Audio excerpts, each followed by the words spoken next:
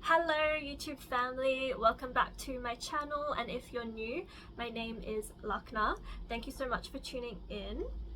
In this channel I love to talk about all things spirituality and insights that I see coming up for the collective using Vedic astrology knowledge, tarot and also numerology. So in this video I want to talk about the month of April and what I see coming up for the collective, so stay tuned for that.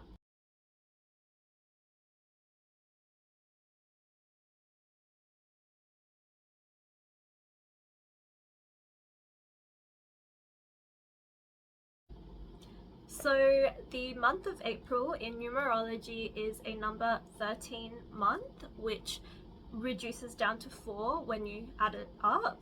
So you add up the number 4, which is April, plus 2025, and you get 13, which in tarot is the Death card, and number 4 is the Emperor card.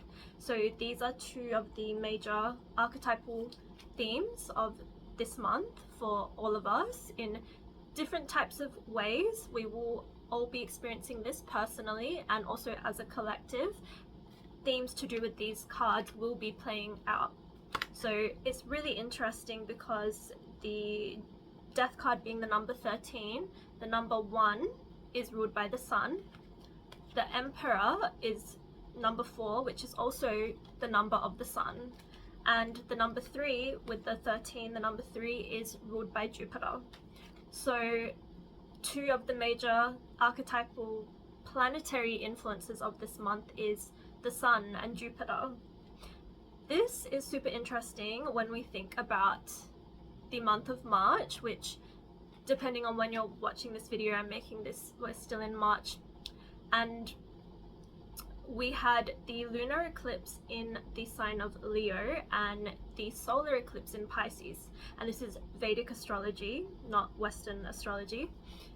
Leo is ruled by the Sun and Pisces is ruled by Jupiter in Vedic astrology. So that's really interesting when we have the following month, following the massive eclipse portal, we then have these two planets playing out and trying to teach us their ways, or trying to, I guess, help us come to a culmination of understanding, processing, integrating what has come about, what events have transpired during the eclipses. Eclipses are a time when things can get really shaken up. We can go through massive transformations and fated, destined events can take place that sometimes may have been really unexpected. So it's going to take more than a month to process those things. It's not a coincidence that the following month of April we have these two planets reminding us of their teachings. And this Death card as well, this is really symbolic of a completion of the eclipse portal. Of the Death card is really like this void type of energy where we're transitioning into a transformation. And we kind of like when the caterpillar is in the cocoon and there is this void before the caterpillar transforms into the butterfly, there is a process that needs to take place before you can fully transform yourself. There's steps, there's actions that need to be taken in order for you to transform.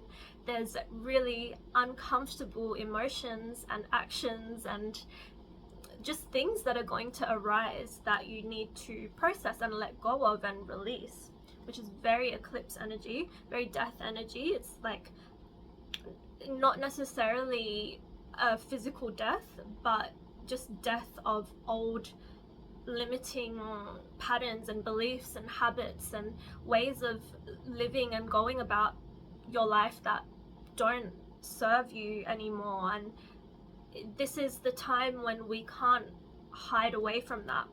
Like in this card, there's actually, you can see that there is this, it looks like a really spiritual kind of, like a pope or someone of a religious background praying, or he's just sort of looking death in the face with prayer hands.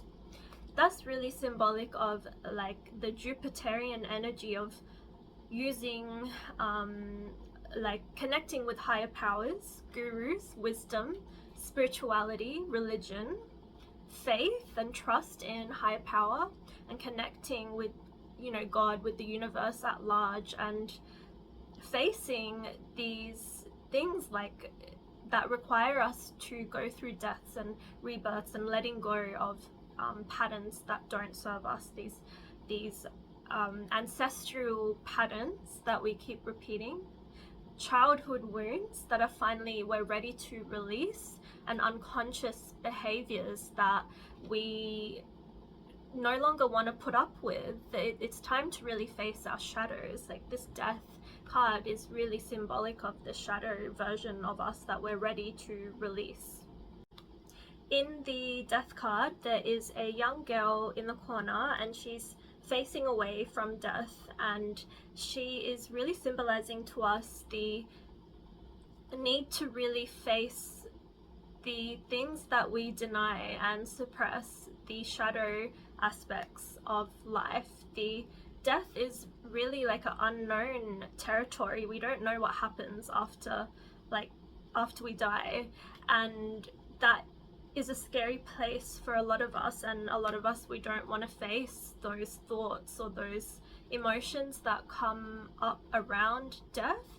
And not just death, but just anything that we are holding on to that isn't serving us anymore, any sorts of people, situations, places that we associate with, habits, patterns, addictions, things that are not serving our highest good, that we need to release, that need to die out of our life, the things that we do not face, like this girl.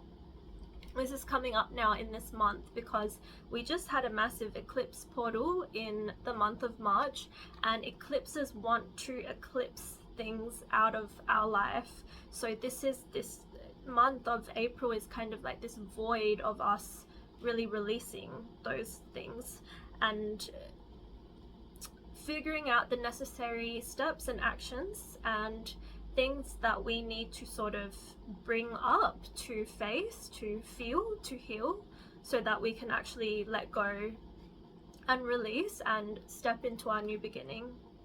You can also see the sun slowly starting to rise in the background of this card, which really symbolizes the new beginnings waiting to take place and just really ready to emerge post this energy of death, this void of transition and transformation. And this death card really requires us to be in total surrender and acceptance and trust and faith. These are really Jupiterian energies, and like this Pope praying to the death card to try and connect, to try and understand what needs to die, what needs to be released and let go of. It's having this spiritual connection with this Jupiterian energy of really trusting and having faith that everything is happening for your highest good, and allowing life to take place, because this card is very much like changing energy, transforming energy. Nothing in our life stays the same. Everything is always moving and changing, and Jupiter wants us to trust in that flow of life and just surrender to it and have faith that everything is working out for your highest good. And even when things are dying out of your life and that will feel uncomfortable, giving yourself that grace to feel those emotions that come up, the grief, the pain, the discomfort, the fear, just allowing yourself to feel all of that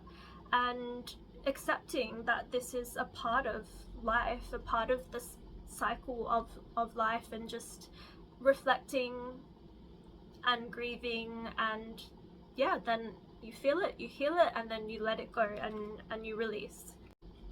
So I mentioned in the death card that there is the sun rising in the background. Slowly new beginnings are emerging with this sun energy, this bright light. Purity of our consciousness is coming to light following a dark void of transition and transformation. So I don't think it's a coincidence that the number 13 adds up to 4, which is the Emperor card, and there are no coincidences with numerology. The Emperor card does have deep connections with the Death card. So after this transition and transformation, there is this Emperor energy that we are stepping into. Maybe not after, but during, just together, these are connected. It's just both energies we are experiencing simultaneously.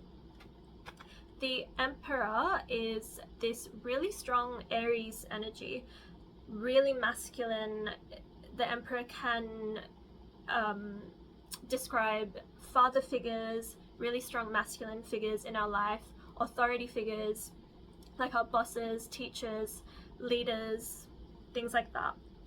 And the Emperor is really, really owning his power and knows his position in life, and he isn't going to be told what to do by anyone. He makes his own rules, and people can choose to follow if they choose to, but it doesn't bother him. In an aligned Emperor energy, it won't bother him. He makes his own rules, and he shines his light to inspire whoever is willing to see that light and whoever is aligned with his light. But he's not trying to control anything or anyone around him, because he is so in control of himself and so trusting of life with that Jupiterian energy as well, that he knows everything is working out for his highest good if he follows his instincts and his intuition. That is a really high vibrationally aligned Aries Emperor energy. And the Sun will be moving into Aries in halfway through the month on April 14th. So from April 14th till May 14th, the Sun will be in Aries, and this is an exalted position where the Sun is super powerful, and we're given the opportunity this month, starting this month, to really embody our pure light soul consciousness and really feel strong in ourselves to own our light and our power and our sense of authority in ourselves and in our life, and to just really radiate that out into the world, to do whatever we want to do with our life and feel powerful to do that. So it's a good idea to check where you've got Aries in your chart, what house that's being aspected, or any planets in Aries, because the Sun in Aries is a really powerful transit where we can really be reminded of our power and to step into that, to own that, make sure that if we have given our power away in any area of our life, to take that back, to have better boundaries, to stand up for ourselves, to speak up for ourselves, to follow our heart. Mercury and Venus are also going direct this month.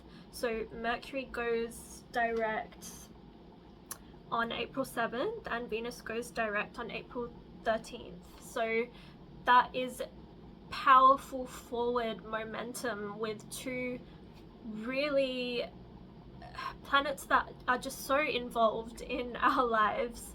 Mercury is all about our communication and expression, and even like transportation, just the messenger of our life. So that is now forward.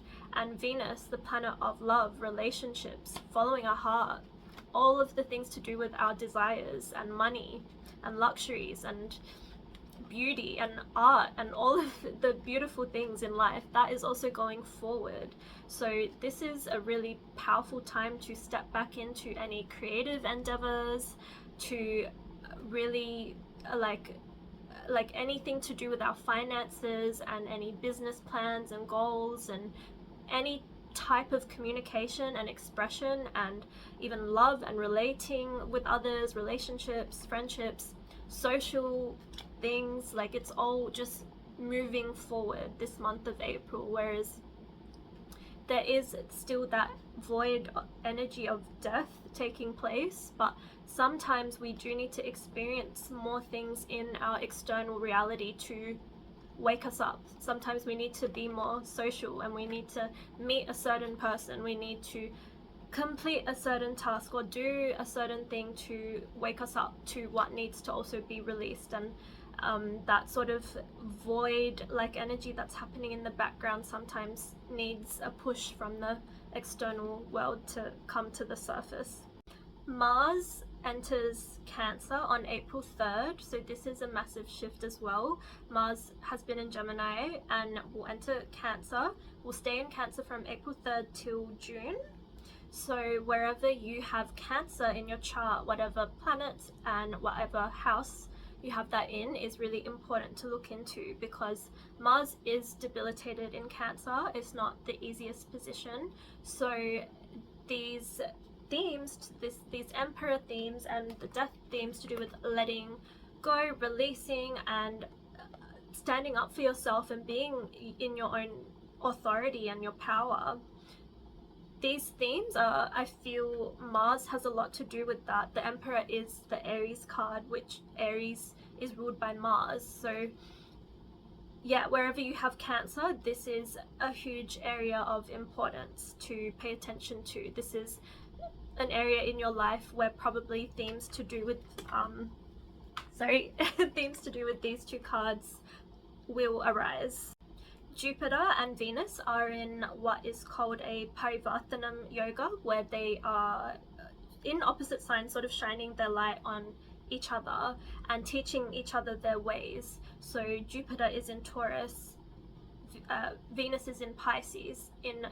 They've switched signs. So wherever you have Taurus and Pisces, pay attention to that in your chart, any planets, and especially the house placements of Taurus and Pisces. These two houses they're learning different ways of relating from Taurus versus Pisces, which are really complementary signs, earth and water, but also like lots of different themes there. Like the Taurus themes are more earthly and material, and like a lot to do with love, Venus related things like beauty, balance, peace, harmony, material comforts and luxuries, and just a lot of comforts and sensual pleasures, whereas Pisces is more about transcendence and spirituality and creativity and the subconscious, intuition, all of that. So those two things need balance and teaching from each other. And then a really important energy that we're coming to a kind of a death, more like a completion, a culmination, is the cycle of Rahu in Pisces and Ketu in Virgo. These nodes will switch into Aquarius and Leo in May. So this is a massive cycle that's closing up, and it is really that energy of spirituality versus material. And this is sort of the themes I saw coming up even in this March eclipse portal that we had with the Leo versus Pisces. Very similar in this Leo energy of very Rajasic.